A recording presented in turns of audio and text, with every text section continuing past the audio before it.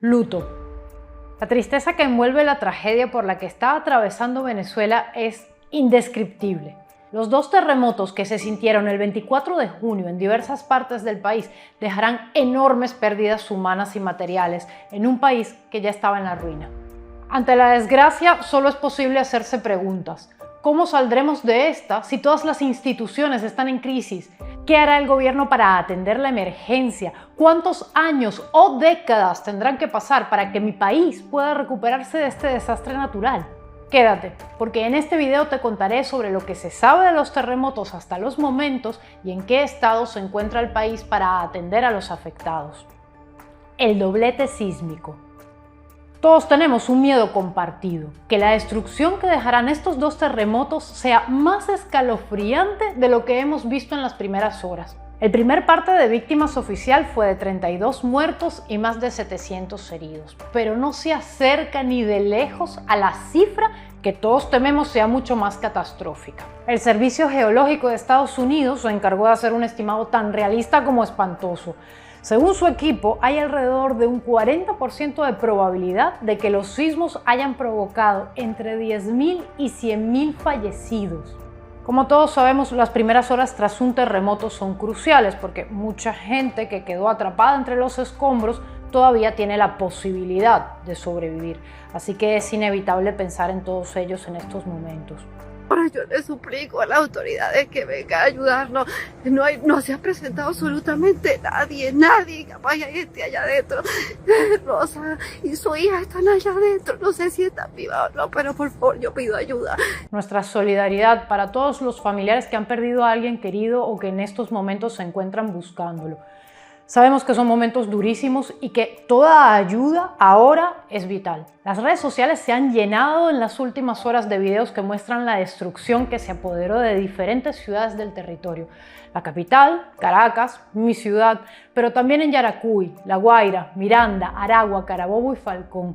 Se siente irreal ver decenas y a saber cuántos serán en total los edificios completamente derrumbados, a veces calles completas desaparecidas, incluso lugares en los que he estado y que me traen bonitos recuerdos.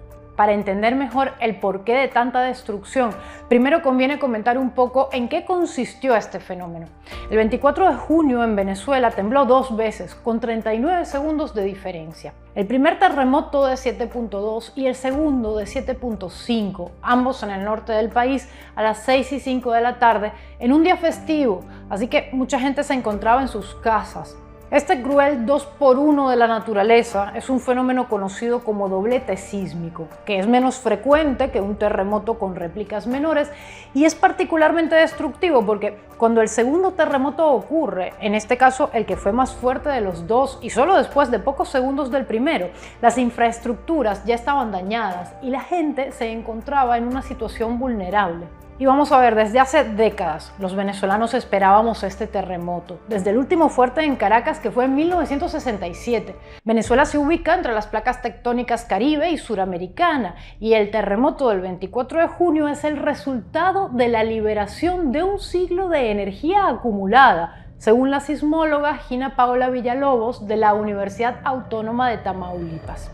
Así que en ese sentido no podemos decir que el hecho de que temblara haya sido una sorpresa, pero que se dieran 2 seguidos y que haya ocurrido en uno de los peores momentos de crisis del país de la historia reciente hace que probablemente los venezolanos sufran las consecuencias del desastre por años, incluso posiblemente por décadas. En breve te hablaré del por qué los daños que trae un terremoto, ya de por sí fatales en cualquier parte del mundo, pueden amplificarse solo por el hecho de que haya ocurrido en Venezuela.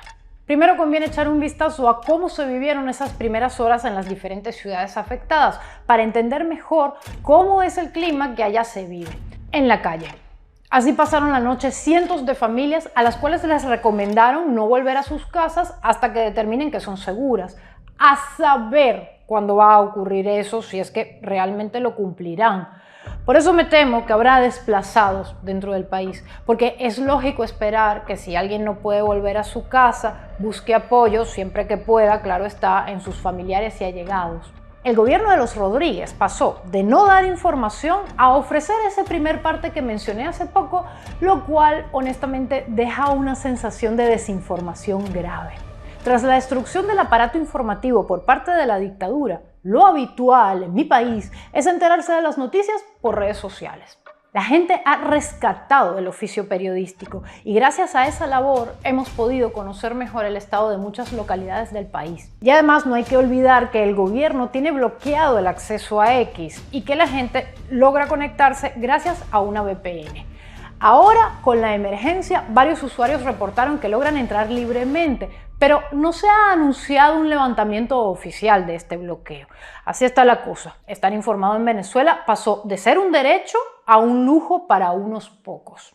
De momento, Delcy Rodríguez ha decretado estado de emergencia y dijo que el aeropuerto de Maiquetía, el principal del país, permanecerá cerrado por los daños sufridos. Diferentes gobiernos de otros países han ofrecido su ayuda, un apoyo que, como veremos, es más que necesario y urgente. Estados Unidos, México, El Salvador, Qatar y República Dominicana son algunos de los países que ella ha mencionado, pero también han ofrecido asistencia a otros países como Ecuador y China. La historia se repite. Lo dijo la propia Delcy Rodríguez. La zona más afectada es el estado de La Guaira, una pequeña zona costera ubicada al norte de Caracas. Las imágenes que circulan en redes son escalofriantes. Y es particularmente doloroso verlo, porque quienes lo vivimos tenemos fresca la memoria de la tragedia que hubo en esa zona en 1999. En aquella oportunidad se trató de lluvias, días y días de aguaceros que causaron terribles inundaciones y el colapso de montañas sobre pueblos enteros. Nunca se supo con exactitud la cifra de muertos. Se habló de miles, incluso de 50.000. En esa época, Chávez recién asumía la presidencia y comenzaba su proyecto hegemónico. Y su gestión de la tragedia, como con todo lo que siguió, fue totalmente errática. El gobierno venezolano llegó incluso a rechazar la ayuda que ofreció Estados Unidos en aquel momento. El gobierno de Bill Clinton ofreció enviar un contingente militar para asistir en las labores de rescate y Chávez rechazó la ayuda. Y vamos a ver que el ofrecimiento de los Estados Unidos no tenía nada de raro. El Departamento de Defensa de Estados Unidos posee una doctrina oficial llamada HADR, Humanitarian Assistance and Disaster Relief, asistencia humanitaria y alivio de desastres. Envían buques, equipos y hospitales de campaña, ya que el ejército es el único que posee la capacidad para gestionar este tipo de situaciones. Pero en un gesto orgulloso y necio, un gesto político para sacar pecho ante sus acólitos, Chávez dijo que no. Un verdadero despropósito. Lo de este terremoto es particularmente angustiante porque la realidad es que Venezuela nunca ha gestionado bien los desastres naturales, mucho menos ha existido cultura preventiva. Viviendo en Caracas, que está en una zona sísmica, podré contar con los dedos de una mano las veces que participé en un simulacro de emergencias. Y es verdad, no somos ni Chile ni Japón, donde hay terremotos y tsunamis con mucha más frecuencia, pero de que ha habido terremotos en Venezuela, los ha habido. Como mencioné, en el 67 ocurrió el último terremoto importante en Caracas. En el 97, uno en la ciudad de Cariaco, en el oriente del país. El resto de las tragedias que hemos enfrentado han sido principalmente inundaciones en las que una y otra vez se han hecho patentes la falta de prevención de las autoridades y la escasez de personal o materiales para lidiar con las catástrofes. Pero lo de ahora, insisto, es diferente. Lo de ahora es mucho más grave. Veamos por qué. La peor tragedia posible en el peor momento posible. 27 años de chavismo ya fueron una auténtica calamidad. Venezuela no tiene manera de enfrentar esta catástrofe. Los cuerpos de bomberos de las distintas ciudades afectadas están, en la ruina. Organizaciones para la atención en temas de seguridad como Protección Civil prácticamente ya no existen. En 2023, Maduro intervino la Cruz Roja y cambió la cúpula dirigente para nombrar a dedo a gente de su conveniencia. Con esa jugada queda completamente en entredicho la fiabilidad de una institución que suele ser clave en situaciones de desastre. ¿Y los hospitales? Ni siquiera están listos para atender incidencias médicas en un día normal. Imagínate tú cómo van a colapsar ante miles o cientos de miles de heridos. En este momento, la tragedia se enfrenta con gente de a pie y con funcionarios muy mal equipados. No hay suficientes grúas, tractores ni excavadoras. Por ahora, lo que circula en redes son imágenes de personas cargando escombros con las manos, sin herramientas, sacando todo el que encuentran con vida bajo las ruinas. La gente hace como puede los rescates, alumbrados con el celular o quitando escombros y piedras con cubetas. Y sé que estas son imágenes que suelen verse en este tipo de tragedias. La gente de a pie suele meter el hombro para ayudar a las autoridades. Pero la espantosa realidad es que esto es prácticamente lo que hay en este momento en Venezuela. El Estado, desde hace años, no existe. Todo esto, como dejé entrever, es culpa de esta gente. Es culpa de Hugo Chávez, es culpa de Nicolás Maduro, es culpa de Delcy Rodríguez.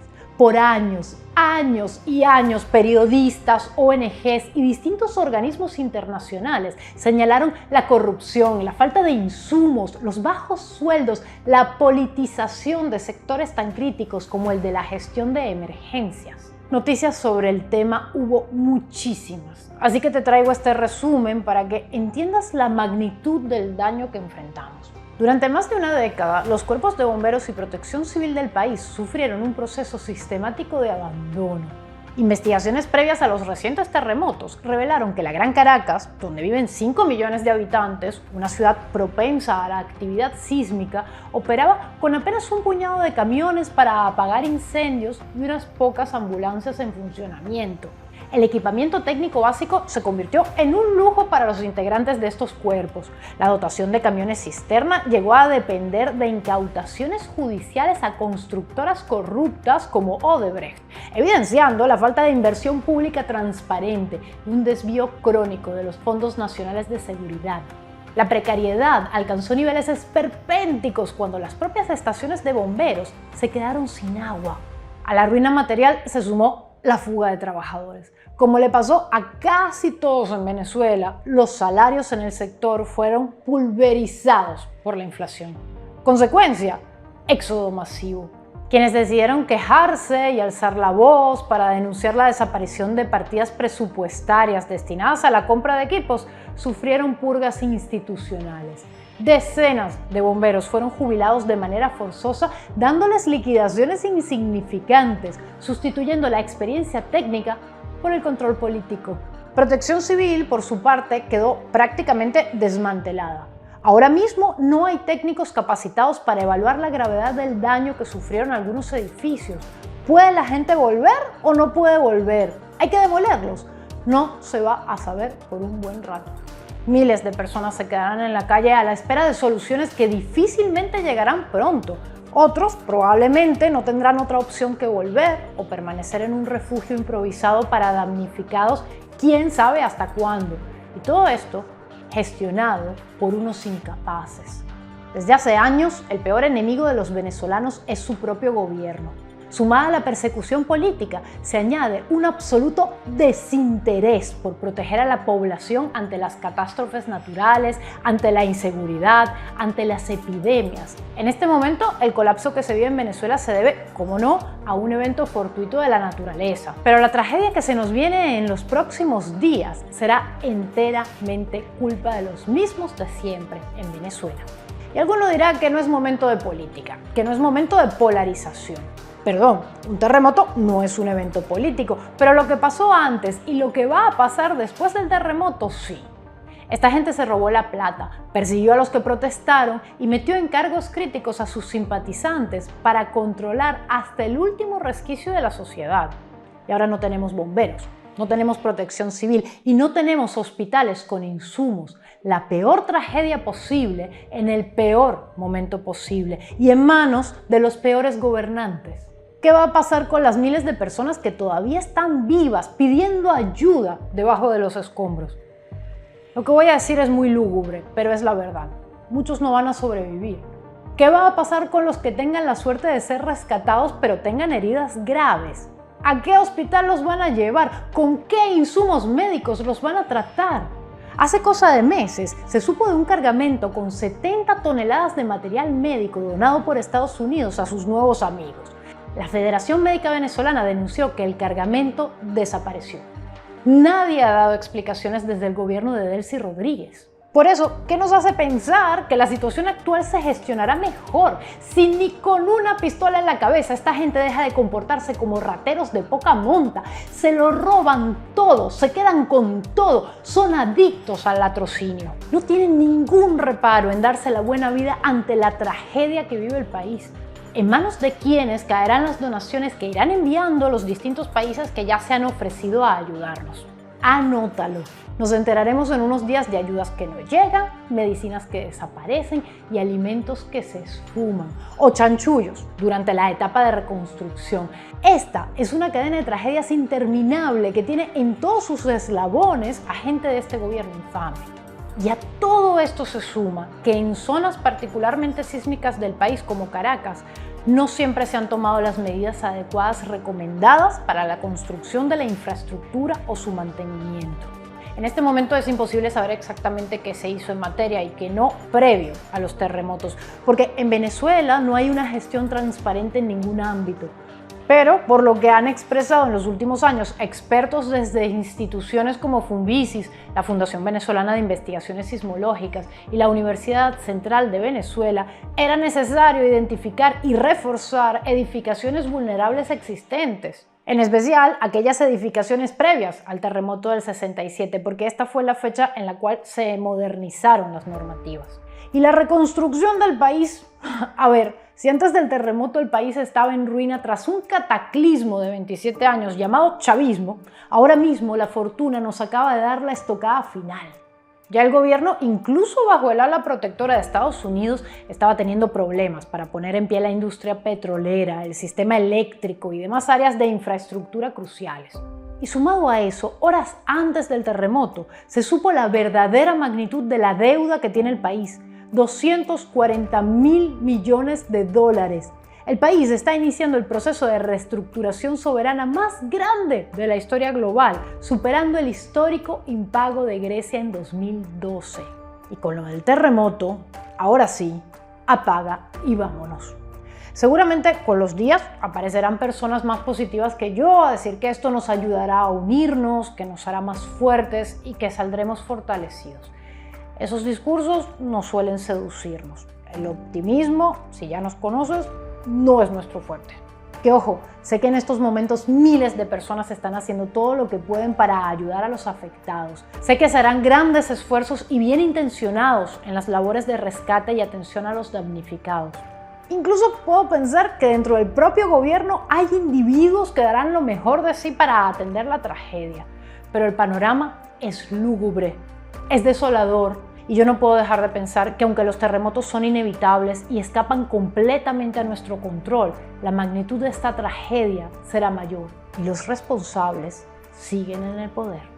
Obviamente les mandamos todo nuestro cariño y solidaridad a los que están siendo afectados por esta tragedia. Y también aprovecho para comentarles que queremos ver cómo canalizar una ayuda que pueda llegar a los afectados. Estamos mirando diferentes opciones porque, como entenderán, donar directamente a instituciones del Estado pues no genera ninguna confianza, si ya ni siquiera la Cruz Roja resulta confiable. Así que respecto a esto, en los próximos días les daremos más información. Un abrazo para todos y cuídense mucho.